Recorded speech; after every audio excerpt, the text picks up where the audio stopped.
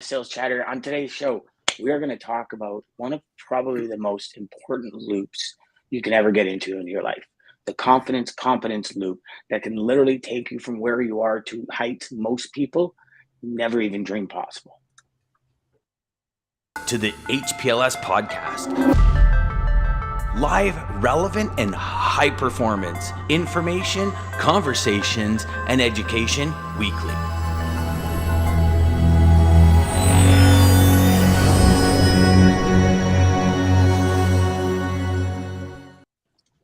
Man, I wish my voice still sounded like that. It's getting better. I tell you, it is getting better, but I still have this huge frog at the back of my throat that it feels like. And you ever had a cold where you, not to get too yucky, but you cough up this phlegm and you're like, oh my God, that feels so good. Yeah. I get it. And I'm like, oh, that's it. And then I'm like, no, it's not. It's still cracky, but whatever. It's okay. It's okay. Andrea, how are you doing? How is everything going? Thank you so much for being here. Good. Except for the fact that I keep thinking today's Friday. I'm great. I don't know why. You just got another day of productivity in the mix, so you're good. I know. I need it too. So today's big thing, and I had originally another conversation for today, Andrea, and then yesterday, Lisa, actually. Good morning, Lisa. Good morning, Lisa. There was a lady that put out a post, and Lisa said, well, it's kind of like what Dan talks about, this competence loop. And it got me thinking about this loop, because this loop is literally the one loop that will either stop you or really help you achieve anything you've ever wanted to achieve. And it works. I originally heard about it from Tony Robbins. And he said, there's this process that we go through. And if we don't start this process, we'll never come around clockwise. And he started talking about the competence loop. And when I look back in my sales career, it was like, the terror of picking up the phone. Then you pick up the phone, it's like, well, that wasn't so bad. Then you pick up the phone, it's like, that wasn't so bad. Then I talk about go for no. And it's the same thing. There's this fear, there's this paralyzing aspect of it where we have to gain the confidence to make the call, or gain the confidence to say in the presentation, are you ready to go? Are you ready to do this? Let's do it, right? And then that builds the competence part of it, where we just get better at saying it. We get better at our sales process. We get better at our conversation. We get better at all of it. And then it just keeps looping around. And I think of it like a tree where it keeps looping and creating these rings. And as these rings get bigger, so does the tree. So does its strength, its power to weather a storm, to take the hail when it comes, and the wind and the limbs breaking and building and growing back. And so that's what I wanted to talk about today. What, as I say that, what's kind of the first thing in your guys' minds? Yeah, go ahead, Jeff. No. Go ahead, Andrea. Go ahead. So it is go for no is completely the competence loop, like completely. And I always say that without ever saying those words, I always say, you learn where your gaps are, and that's how you build your competence. But you only learn where your gaps are when you start to get out there and make presentations. And then you realize, oh, wait a minute, I need to change this up. Or maybe I'm talking to the wrong person here. And so I need to fix this. And the more you do it, the more confidence is gained. But that beginning step, it's the first step to starting that loop. And it's like anything that you don't know what you're doing, like riding a bike. It's okay. That very first time that you try to start the loop is the hardest step. And that's the step that people want the most assurances over, that it's going to work, that it's going to work out, and that, they want it with the least amount of pain and the least amount of embarrassment, especially when you're an adult as opposed to a kid learning how to ride a bike. You don't care about embarrassment then. You're just like, you're fixated on the goal. Whereas we just care so much about what everybody thinks and how it's going to look to the rest of the world. And we think everybody's paying attention to us. That's the spotlight effect. Everybody's paying attention. Everybody knows exactly what I'm doing. And it's not true. I love, you called that the spotlight effect? It is, yeah. I like that. Can you tell us more about that? I don't know who, I don't know who coined it. I read about it not too long ago, but it's the idea that we just believe that everybody is paying attention to what we're doing. So sometimes people say, I'm not going to put this out yet because I'm not ready. And I don't want everybody to know that I came out with this thing. And then I'll have to go back and I'll have to retool it and I'll have to start over. And it's like, what are you talking about, everybody? Are you talking about the whole planet? Are you talking about like your 4 best friends? Who are you talking about? And the reality is, until you are like, you could go down the street and ask 100 people, who's Tony Robbins? Who's people in our space that we follow? Who is this person? And a lot of people would say, I have no idea. Like the person that you idolize in your personal development or professional development in your niche, people would say, I have no idea who that person is, and yet they're famous. So this idea that we think everybody's paying attention, no. Right. Yeah, to go back to the bicycle thing you were talking about, most kids, they crash, right? They fall off and they get back in the saddle and they start and they keep on improving. And Dan, you're talking about the tree and growth. And it's like, I used to say, it's God's way of pruning the trees when winds come up and they get rid of the dead limbs and everything and it falls. Well, it's the same thing when you make those cold calls, that you're also pruning out the bad and focusing on the good. So this way you're learning each step when you make those calls. Like Andrea talks about, go for the no, right? Well, yeah, that's what you're going for, but you're learning from that no so you get more yeses. And the way that you do it is that you trim out, like I said, that tree, get rid of the bad limbs, and then recreate your presentation to whom you're talking to. I think that's the right way to do it. It's always a learning phase. Yeah, all our sales is bridging gaps, right? It's really all it is. And the more gaps we can bridge in our life, the better we become. And I it's funny, Andrew, you talk about that spotlight effect. And I remember when I was a kid, I failed my driver's license test like 7 times, at least 6 or 7 times. And I remember every time I failed, I'm like, oh my God, everybody's going to think I'm just like such a loser. Like when I finally get my license, people are going to stay off the sidewalk. They're going to be so afraid. Right. And for me, it was more the wording of it, like the wording. And I was like, oh yeah, that's the answer for sure. And it's like one word's different. So after 7 times, I finally passed, and nobody, like as soon as I got my license, like all the failures in the past were gone. And when I would go to school and somebody would say, hey, how did it go? I failed. Be like, sucker. And then they'd walk away and that would be it. It wouldn't be like this huge like announcement at the school PA event or whatever, where you think you have this thought. And I remember when I first started in logistics, I was in what was called the pit. This area was just, I think it was 8 or 10 sales reps. And it was like a boiler room. And I remember sitting there staring at everybody going, everyone's going to hear me. Like, I can't, what if I screw up? They're going to hear me. And you start having the conversation and it's like, nobody's paying attention to you. Nobody. And when you win, people are like, yay. And then they go back to their work because they're focused on what they're doing. And it was a similar situation in the company I worked with where they created a space where salespeople can go and sell in quiet. And I was against it. I was like, no, I don't like that, because what I found is they'd go in there and they'd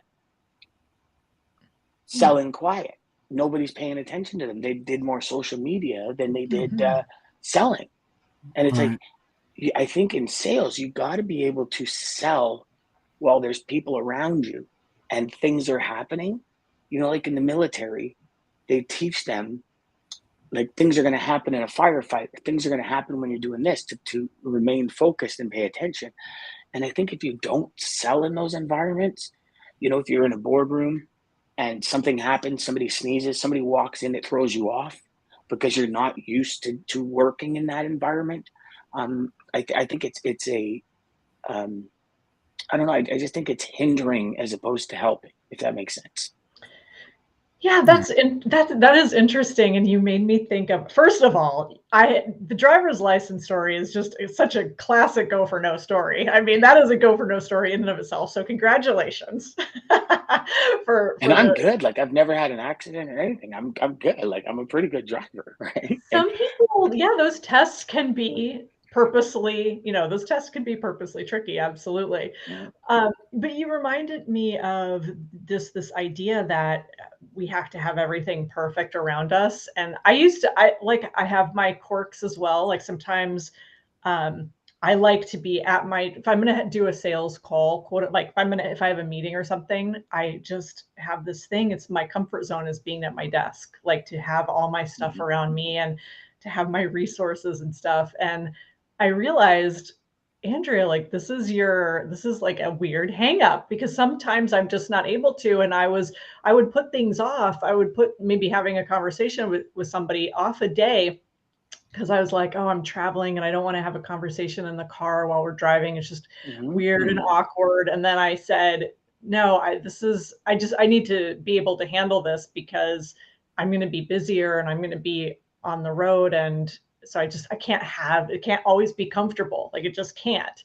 So I would force myself to say like, yeah, I can meet you at 3:00 tomorrow, knowing I was not driving, passenger in the car, because we were driving from this place to this place, and forcing myself to be in an slightly uncomfortable position just so I could do it. Because the last thing that you want to do is be somebody who you get so tied in, your comfort zone just keeps shrinking.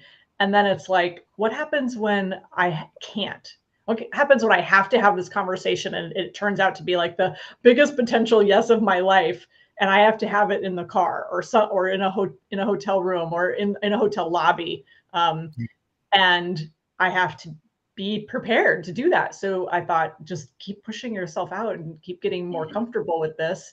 That way, I'm ready. Like I don't have to always do it, but at least I have to get comfortable with these things. And I also think if you're doing that and you're getting comfortable in the uncomfortable, when you get back to your desk, you're twice as productive, meaning you could do twice as much, because now you're in your comfort zone. So your level of your volume, your level of growth has now grown, like it's raised. And when you're back at your desk, like you're going to kill it every time, because you don't have those, but B, you've expanded that. So now you know what I mean? There's that competence loop. Again, it goes right back to that, right? Like we can go back to that. Everything in our life goes back to building those rings of a tree. And the more you go through this loop, the stronger you become at sales, at operations, at hard conversations, at negotiation, at everything. Because if you look at it, the one big skill, I think the latest statistic was like 99.2% of salespeople don't have is negotiation. And in our industry, and Jeff, you know this, most salespeople negotiation is, oh, I'll do it for $150 if somebody's doing it for 200. It's not negotiation. It's dropping your drawers before you even make a sale. That's like you're becoming the Walmart. And I'm not talking about huge box stores. I'm talking about the cheapest price of the industry. But all you're doing as a sales rep when you do that is you're just driving the industry down. So stop it, learn how to negotiate properly, and now start selling. And that negotiation piece of sales is missing. I mean, for 30 years, I listened to people. Oh, you got it for $200? Okay, well, I'll do it for $150. Oh, you got it for $1,500? I'll do it for $1,400. And it's like, and I'm looking around going, okay, yeah, I guess if you're all on price, if that's your business model and you're just doing it on price and you want to have the lowest margins in the company, but you want to move a lot of freight, sure, I guess. But the reality is, if we don't negotiate, we're never really selling. No. And you know something? You're destroying your reputation as well by doing it. I mean, when you think sometimes, Jeff, sometimes, but then you also got to think, right? There's the flip side of it. There's customers out there that only want price. You have the best price, you have the best reputation in their mind. Right. So again, it's all relative to the market, right? But you, in no way, shape, or form can anyone disagree that they're driving the market down. Oh, right? And sure. Andrea, you probably see it in your world as well. If you've got a speaker that's willing to speak and the people that come say, well, this person's 20 grand, Andrea, and you're 25. You don't sit there and go, well, I'll do it for 15. You share how the value of 25 for Right. you is going to be so much better than the 20 that they're going to spend on them. That's your negotiation. That's where you start throwing, you knock over that big domino and all the other dominoes fall. Yeah. But that's where sales begins. Yes. Absolutely. Yes. So I love this topic of negotiation because it's first of all, it's so nuanced, and I think you have to.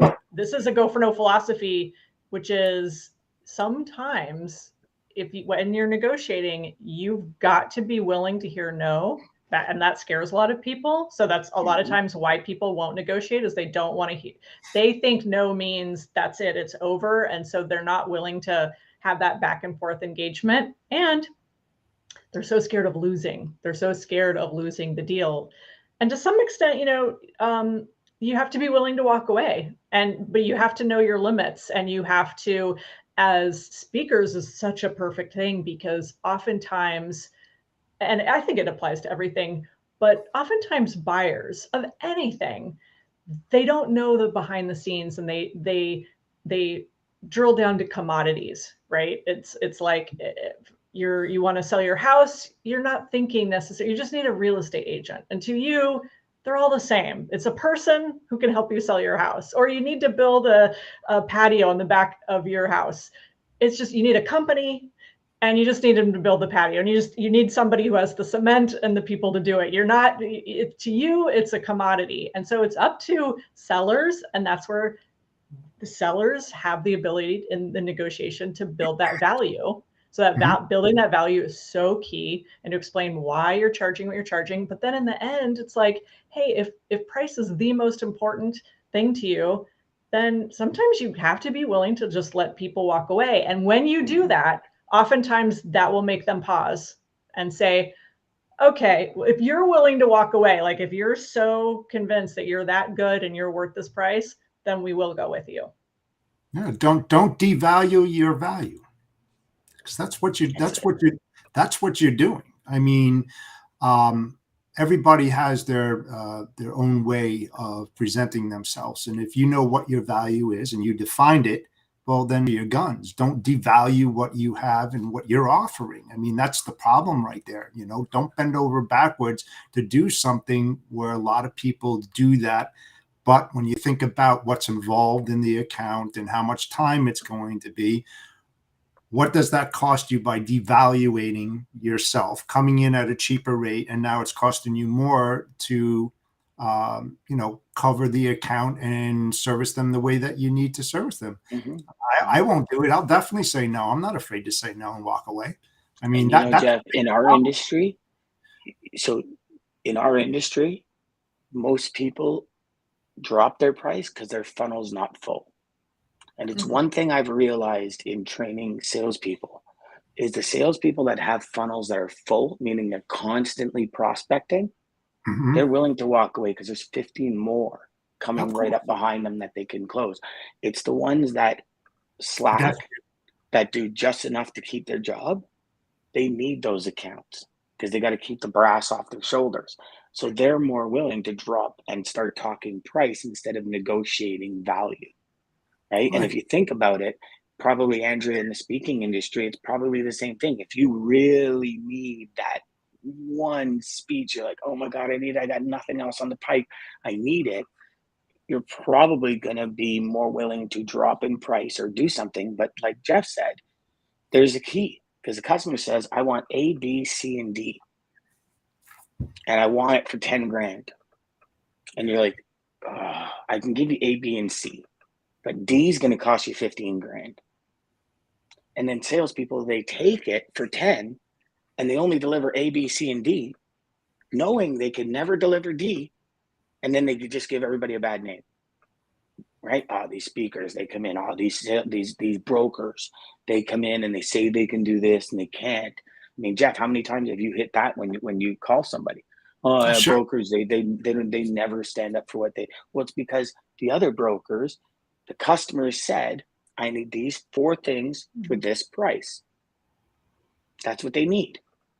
To me, it's a very simple equation. Can I do it? Yes or no? And I'll give you a perfect example. With Inception, it comes with calls twice a week, live calls. Since I've been going through my cancer treatments, I haven't been doing the live calls. So what I did is I stopped taking new customers. And we're talking $2,000 a customer. Like, we're talking a lot of money that I've just put on the side. And I have people that have called me and said, okay, I want the course. So, we talked 2 months ago, I'm ready. And I said, you can take it, but here's the thing. There's no live calls until probably mid-October, when my voice is back and I've got my energy back. I said, so if you're still interested, it's there, but there's no live calls. And the live calls is where people really get the help, because I help them walk through their sales process. And I've had probably over 12 people talking $24,000 say, okay, I'll wait. Now, by the time October comes, they might have found another coach or something else, but I can't give them A, B, C, and D. I just can't. But I'm not dropping my price, because for me, I've learned one thing when it comes to personal and professional development. Any course, when you pay for it, you do it. When somebody gives something to you, you're likely not to do it. And I've learned that my whole life. And for me, it was a huge hit, because already this is not even people just going to my website and buying. These are people I've actually spoken to, is over $24,000. And we're talking 5 weeks I've been in treatment. So that's a lot of money in 5 weeks. And you compound that with the next 5 weeks that I got to stay off, right? It's close to 50 grand that I could, in possible losses. Not only that, my pipeline's dry, but I'm not willing to compromise my values and what I bring to the market. And I think that's your health too. Yeah, your health. Yeah, the thing is, by not doing it, I'm taking care of my health, right? Like, that for me is number one. But absolutely. from a student perspective, I'm not willing to compromise, because the deal is, I want 10,000 sales reps to do $1 million GP. That's my mission. It always is, and it always will be.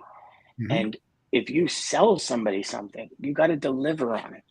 It'd be like Andrea selling somebody a $20,000 speech and coming in and not delivering the value that Andrea's used to delivering. How can you take money from somebody if you can't bring the value to them? It's just, it's stupid, and it's a bad business decision. And I know that's not necessarily in the competence loop, but I have the confidence, because I'm very confident at what I do, that will come back very quickly. And so I guess it does meet the confidence loop. I guess it in some which way, shape, and form, it circles back, right? Well, it does also, because remember what we talked about at the very beginning, which is there's that first step that people have to take. The first step is the hardest. The first thing is always the most difficult. And I think that these conversations, this in particular, the idea of negotiation and what do I do if they say this, and what do I do? This is a perfect example of, you're going to end up probably making a mistake. I know I did in the beginning. Like, you're going to mess up. You're probably, you will be desperate at some point, and you will give out a price that's too low. You will negotiate poorly. And then in the end, you'll kick yourself in the butt and you'll go like, okay, never again. I learned my lesson. I lost money on that deal. I provided the value.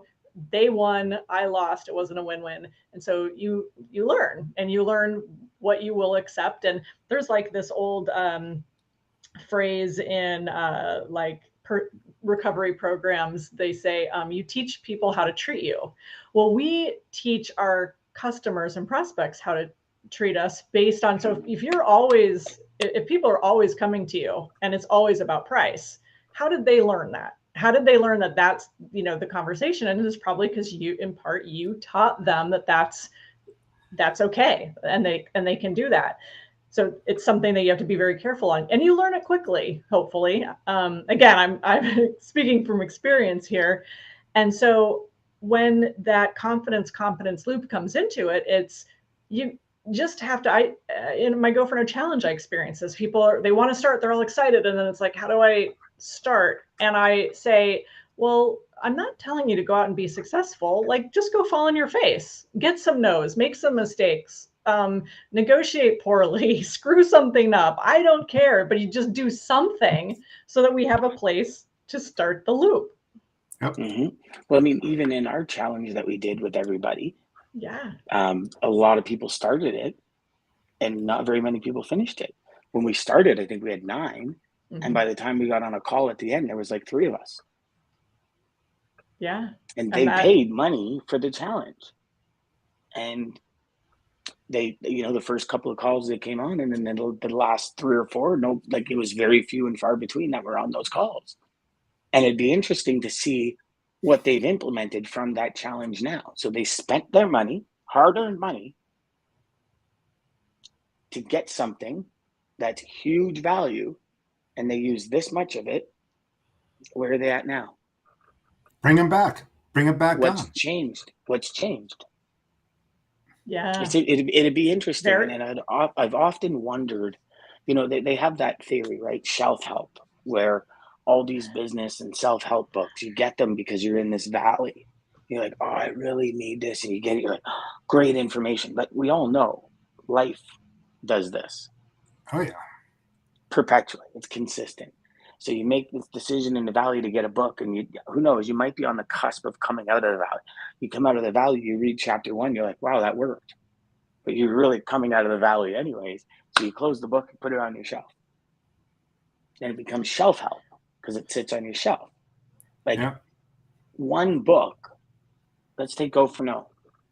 When you take Go for No, if I remember correctly, when I've read it 3 times now, there were 12 big lessons in Go for No. I utilize those lessons every day. If I don't utilize those lessons, the book was just a read. It wasn't help. There's no value. And I believe when you take a book like Go for No, when you take a book like Extreme Ownership, when you take a book like even Jordan Belfort's or Belfort, The Way of Wall Street, when you look at these books, right, you look at Crushing It, High Performance Habits, The Social Leap, Zig Ziglar on Selling, like Asking It Is Given, Napoleon Hill, like all these different books I have here, Motivation Manifesto by Brendan Burchard. You look at all these books, they have every key to do everything we've ever wanted to do in life. Every key. It's just a matter of applying the information, right? And that is, I believe, where the competence loop and what you said, Andrea, at the beginning, is that first step. Go do this. Like Gary Vee's Crushing It. He tells you exactly how to like grow your following. I still haven't done it. I believe in this stuff wholeheartedly. Right. Well, and so sometimes, it's challenging because there's also the idea of focusing on one thing and getting really good at it, right? And you do have to pick. I think you have to pick. I hate to use the word battles, but you pick your areas where you go, you know what? LinkedIn is going to be my thing. I'm going to dominate there, or Twitter is going to be my thing. And so I think there's some lessons in there, and there's hard choices we have to decide. And I think a lot of people can't decide, so they try to do everything, and then they end up mastering really nothing. So it's challenging, but that idea of building your competence through that confidence is, to your point, Dan, why there's all this stuff. Why aren't people? And I think it's because people are scared to fail. I think they're scared to succeed, which ultimately to me is, if you succeed, then you're scared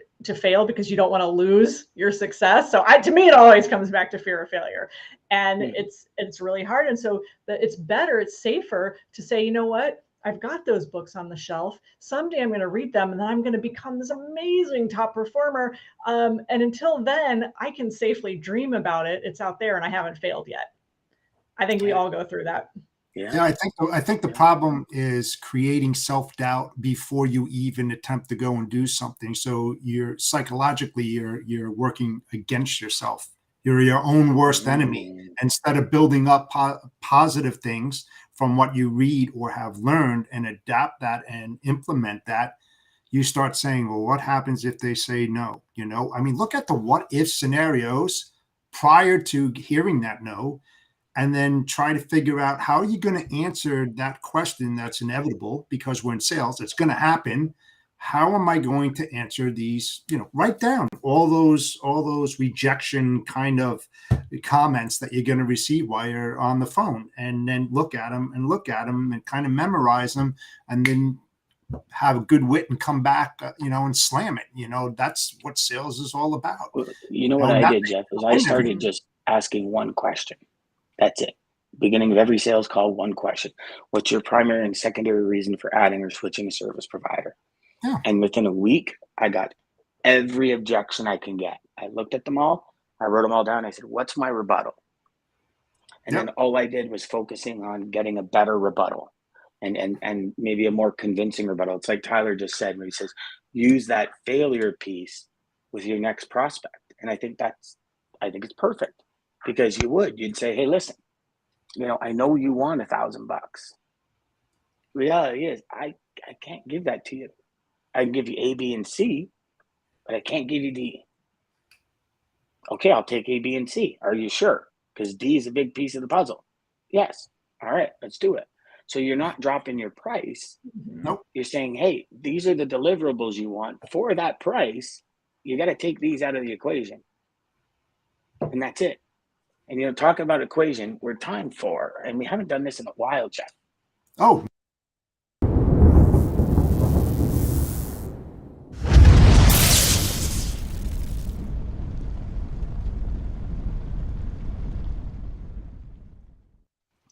That's our new video, Andrea. That's a good one. I absolutely love it. I know, it's awesome. So the lane of the day today, and despite what a lot of people are saying with this big bloodbath on rates and stuff, listen to this. So Houston, Texas, we're talking flatbed, to Sioux Falls, South Dakota. The line haul rate per mile, $3.08. All in with fuel is $3.85. Contracted rates are $3.51. Year over year, spot line haul rates per mile are up 47 cents. It's not a bloodbath. Okay. No. Rates have remained elevated on this lane since February as oil rig drilling has increased in the area versus prior years. The current rate is 12 cents per mile, $12 cents per mile higher than the July average. So there are areas of the industry where rates are flying. That's a fact. So it's not a bloodbath. What it is you need to get your confidence loop up and get better paying customers, and get customers that are in these higher industries that are going to pay you what you need in order to deliver that value. Yep. Anybody have any closing comments before we, I can't believe we've been 33 minutes already. That's crazy. It's crazy. Andrea, it's like time flies with you. It's so awesome. I love it. We have the most fun conversations. No, I thank you for having me on, and can't wait to do it again. Oh, well, yeah. You know what? We're definitely going to get you on again. And I'm so glad that you were able to do it so fast. I know we only kind of touched base. What was it, last week? No, 2 weeks ago. 2 weeks ago when you'd heard. Well, I have a topic for next time. Next time we talk prospecting versus selling. Yes, let's do it. That is such a great topic. Okay. Everybody have a fantastic day. We'll see you tomorrow on Wins and Losses Friday. Thanks, Andrea. Thanks, Jeff. You got it. Have a great day, guys. In trucking, our motto is people before profit. Today's market requires more transparency, consistency, and focus on what our clients need to win. Centurion Trucking and American Logistics are poised to help their clients achieve and surpass their targets. If you're looking for a team that honors your needs,